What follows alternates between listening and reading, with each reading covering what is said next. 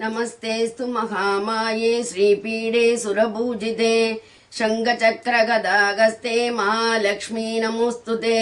नमस्ते गरुडारूढे कोलासुरभयङ्करी सर्वपापहरे देवी महालक्ष्मी नमोस्तुते। सर्वज्ञे सर्ववर्धे सर्वदुष्टभयङ्करी सर्वदुःखहरे देवी महालक्ष्मी नमोस्तुते।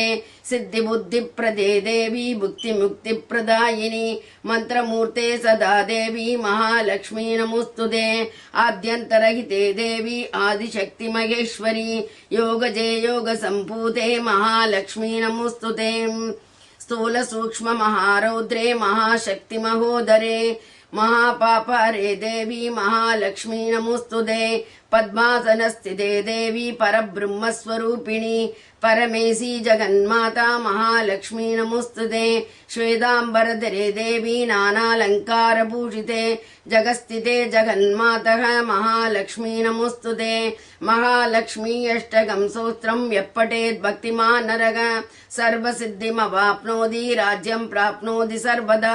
एककाले पठे नित्यं महापापविनाशनं द्विकाले यः पठे नित्यं धनधान्यसमन्वितः त्रिकाले यः पठे नित्यं महाशत्रुविनाशनं महालक्ष्मीर्भवे नित्यं प्रसन्नवरता शुभा।